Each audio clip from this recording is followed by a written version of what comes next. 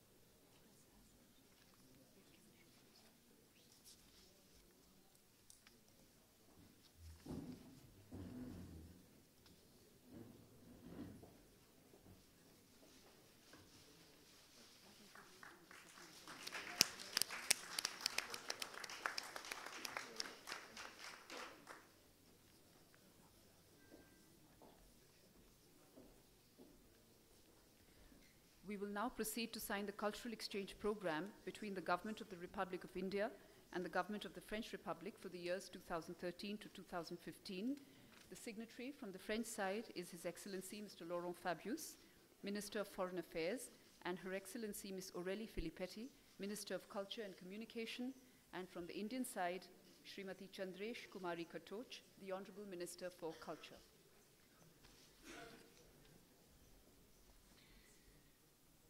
Donc le deuxième accord signé est le programme d'échange culturel 2013-2015, signé du côté français par le ministre des Affaires étrangères, M. Fabius, la ministre de la Culture, Mme Filippetti, et du côté indien par Mme Katoch, ministre de la Culture. Le premier accord ayant été sur la poursuite et le renforcement de la coopération dans le domaine ferroviaire, signé par Mme Brick, ministre du Commerce extérieur, M. Cuvillier, ministre délégué au transport, et du côté indien, M. Bansal, ministre des chemins de fer.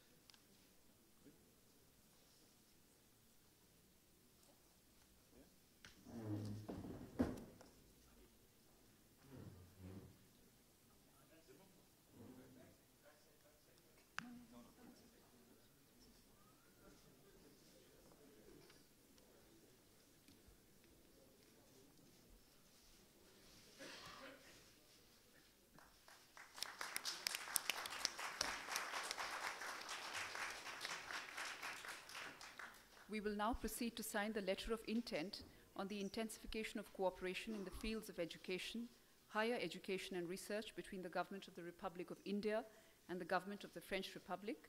The signatory from the French side is Her Excellency Ms. Geneviève Fioroso, Minister for Higher Education and Research, and from the Indian side, Dr. M.M. Pallamraju, the Honorable Human Resource Development Minister.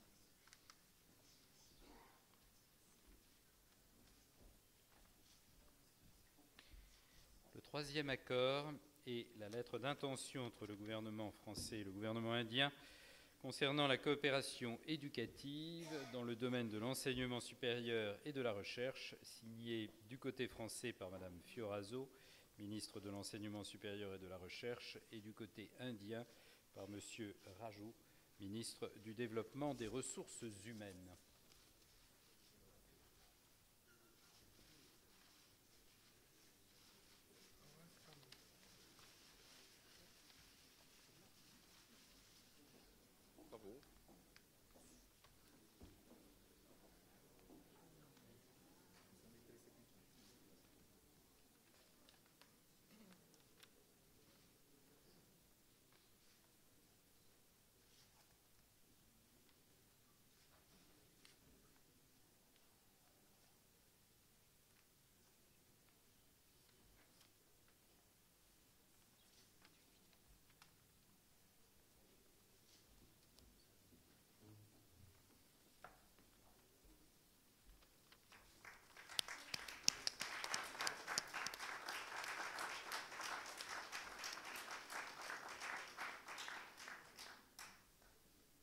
Finally, we will sign the Statement of Intent for Long-Term Cooperation in Space.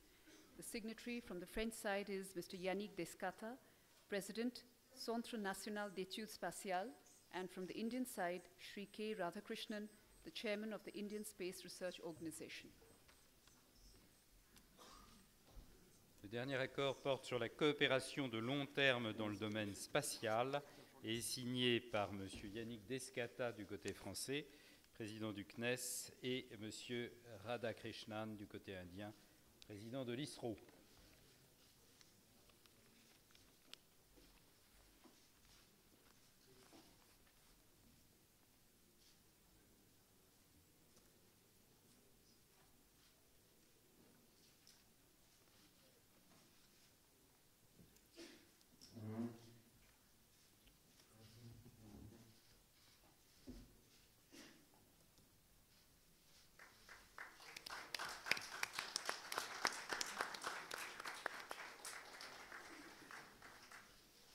This concludes the signing ceremony. Good afternoon, ladies and gentlemen of the media. I welcome you to the next event.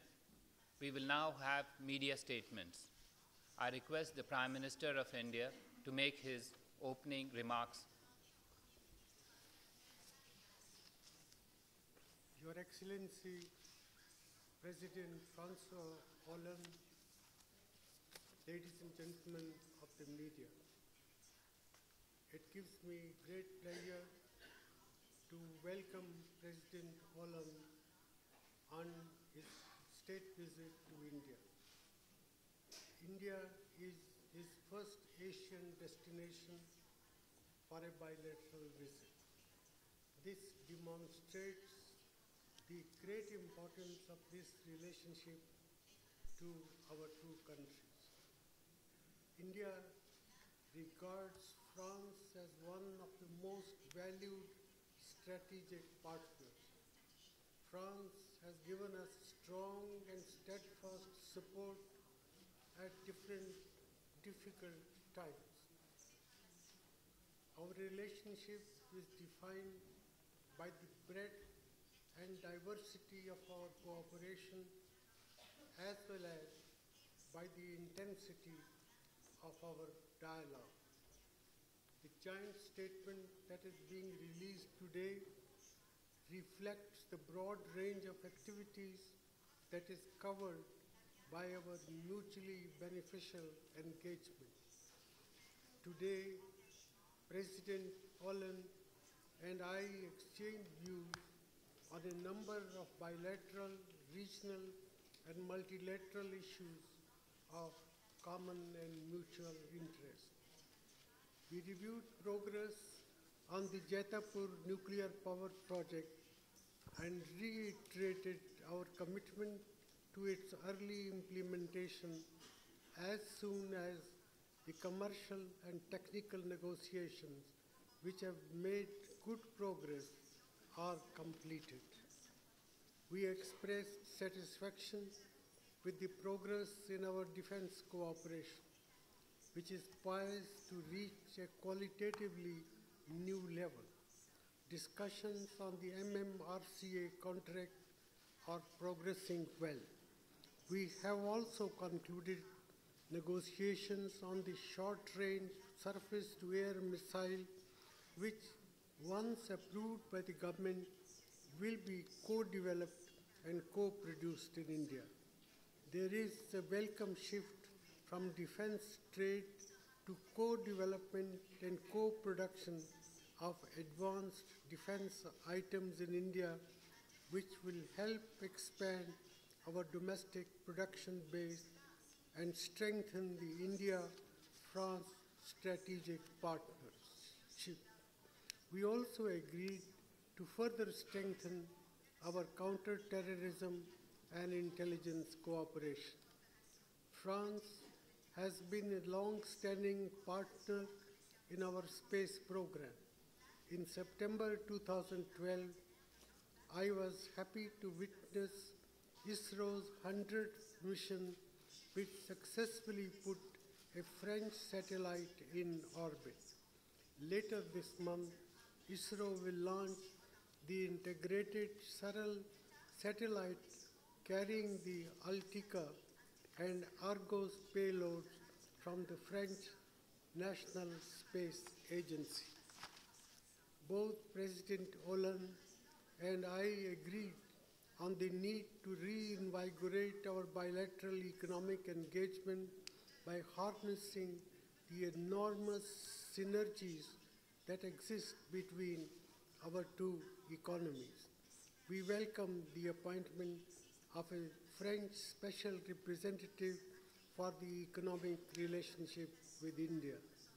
We also look forward to the recommendations of the India-France CEOs Forum to energize our economic relations.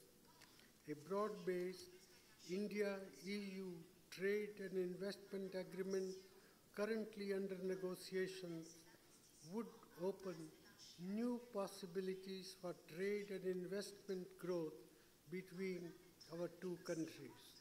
I have requested President Hollande's support in ensuring an early conclusion of a balanced and mutually beneficial agreement. Culture is as strong a binding force as any between India and France. The second edition of Bonjour India is being organized currently in India. The new cultural exchange program that was signed today and the decision by French film festivals, including the Cannes Festival, to celebrate the centenary of Indian cinema will further strengthen our cultural relations.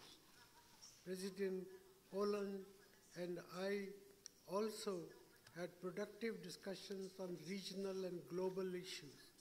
France and India share similar worldviews on many issues, including on the need to stabilize the global economy and combat terrorism. We also discussed the situation in Mali. As part of our support to the Malian Defense Forces and the African-led International Support Mission, India has announced an assistance of $1 million at the Donors Conference held recently in Addis Ababa. I once again welcome President Hollande to India, and I look forward to working with him to further expand, widen, and deepen our very special bilateral relationship. Thank you very much.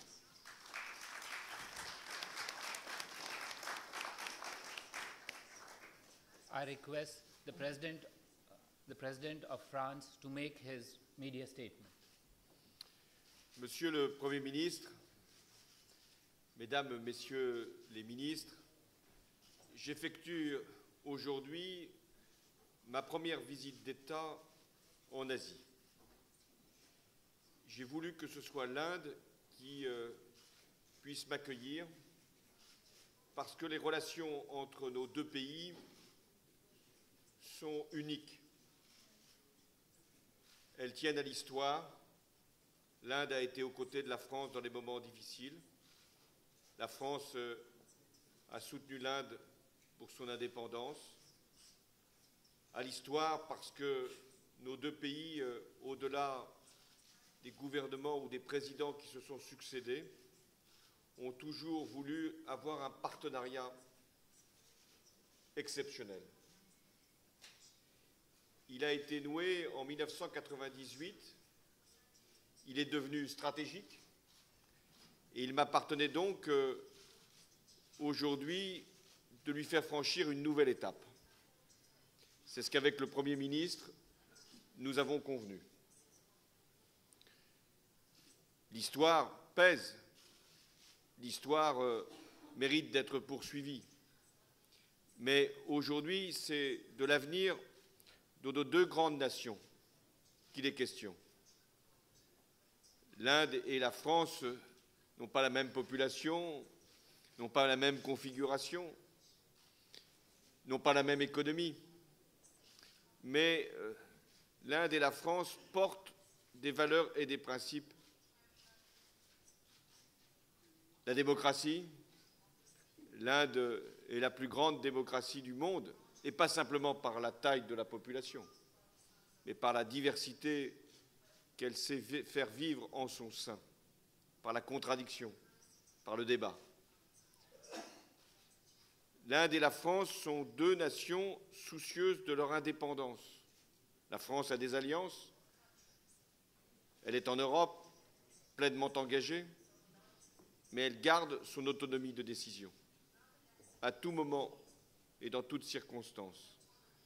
L'Inde est également attachée à ce principe d'indépendance qui s'est longtemps identifié au non-alignement.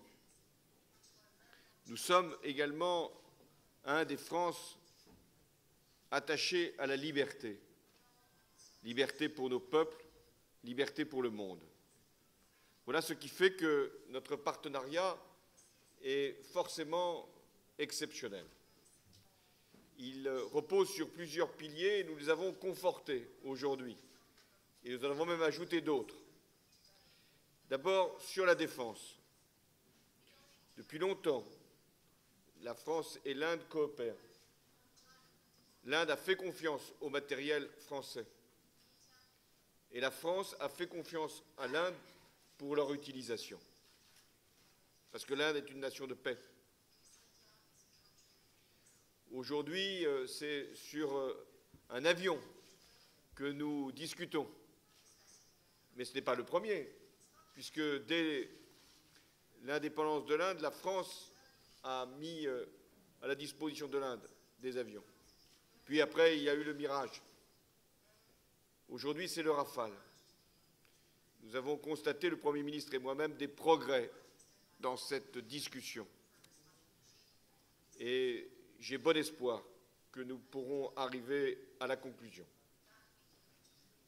Mais il n'y a pas que sur les avions que nous avons une coopération en matière de défense. Elle est multiple, elle touche les missiles, sous-marins, beaucoup de matériel. Parce que, je vous l'ai dit, cette relation est fondée sur la confiance. Le partenariat stratégique, c'est également sur l'énergie que France et Inde ont voulu construire la relation. Énergie nucléaire, civile. La France a été la première nation à faire, là encore, que l'Inde puisse accéder à ces technologies, sans risque, car nous connaissons parfaitement la position de l'Inde, sa volonté de sûreté. Et là encore, des discussions sont en cours pour des centrales nucléaires. Mais il n'y a pas que le nucléaire civil, il y a aussi les énergies renouvelables avec lesquelles nous entendons, avec l'Inde, poursuivre une relation fondée sur l'excellence. Le Premier ministre a évoqué le pilier, si je puis dire, pour le spatial, car il s'agit là de monter jusqu'au ciel. Mais le spatial fait partie de ce que nous pouvons faire ensemble, et je m'honore à ce que la France puisse, ça a été signé encore aujourd'hui, contribuer à lancer un certain nombre de satellites au bénéfice de l'Inde. Le Premier ministre et moi-même, nous avons voulu élargir ce partenariat, notamment à un domaine qui a été trop longtemps négligé entre nous, l'éducation et l'enseignement supérieur. Je souhaite que la France accueille plus d'étudiants indiens. Il n'y en a que 3000 aujourd'hui, c'est largement insuffisant. Je souhaite que la France puisse accueillir davantage de chercheurs. Je souhaite également que des universités françaises coopèrent davantage ici en Inde, c'est déjà le cas, de manière à ce que des étudiants français puissent y venir faire leurs travaux. Il y aura des accords qui seront signés entre plusieurs universités, et je m'en félicite. Je rappelle que l'Inde a 14 millions d'étudiants, et c'est donc un potentiel considérable. En matière de recherche, je n'ose pas dire combien il y a d'informaticiens indiens, puisqu'il y en a autant que de Français eux-mêmes. Mais nous voulons aussi que le partenariat concerne la culture. Et à cet égard, il y aura au Festival de Cannes la célébration du centenaire du cinéma indien. Avec cette question, qui a inventé le cinéma? Est-ce que c'est la France ou est-ce que c'est l'Inde? Cette question sera tranchée donc au Festival de Cannes. Et nous aurons grand plaisir, grand honneur à diffuser davantage encore la qualité, l'excellence du cinéma indien, qui, comme le cinéma français, veut démontrer que l'exception culturelle a un sens, que la culture n'est pas une marchandise. Et donc nous avons à veiller à ce pluralisme et à cette protection de nos œuvres. Enfin, le partenariat doit être économique. L'Inde est une grande puissance économique, va devenir l'une des plus grandes économies du monde. La France a pris de l'avance et je m'en félicite. 750 entreprises françaises sont implantées en Inde, faisant vivre 250 000 emplois. Mais je souhaite que nous puissions avoir encore davantage d'échanges commerciaux et dans des domaines nouveaux, comme par exemple la ville durable, puisque l'Inde va faire face à une urbanisation encore considérable. Et il y a donc des accords qui vont être signés en matière de transport, en matière de ferroviaire, en matière d'équipement de gare, de tramway, d'eau, d'assainissement. La France doit montrer son excellence au service de l'économie indienne. Mais l'Inde compte également des entreprises de très grande réputation, de très grande technologie. Et avec le Premier ministre indien, j'ai fait part de mon souhait et de notre volonté commune que des entreprises indiennes viennent s'installer en France. Enfin, nous avons, l'Inde et la France, au-delà de ce qui peut nous rapprocher, de ce que nos économies peuvent faire ensemble, de ce que nous pouvons concevoir comme partenariat dans des domaines d'excellence, le spatial, la défense, les nouvelles technologies, nous avons des positions politiques que nous défendons dans toutes les instances internationales. Je les ai rappelées, ces positions. La paix, la démocratie, la liberté, la lutte contre le réchauffement climatique, l'exception culturelle. Ces principes, je souhaite que l'Inde puisse les défendre au sein du Conseil de sécurité comme membre permanent. Je l'ai rappelé au Premier ministre de l'Inde. Ces principes, c'est aussi la participation de l'Inde aux grandes opérations de maintien de la paix. Je souhaite que l'Inde puisse également être dans toutes les instances, y compris pour le nucléaire civil, pour en faire justement le contrôle. Enfin, je me suis félicité que l'Inde puisse accéder au G20 parce que, là encore, nous défendons les mêmes orientations de politique économique. En ce moment, le monde a besoin de croissance. La croissance doit être la priorité. L'Europe est en train d'assurer de nouveau le retour de la confiance, mais pas encore de la croissance. L'Inde a été affectée, comme tous les pays émergents, par le ralentissement économique mondial. Donc, nous avons à notre ordre du jour, dans toutes les instances où l'Inde et la France auront à exprimer leur voix, à défendre la priorité de la croissance. Je termine pour dire que nous avons aussi à lutter contre un certain nombre de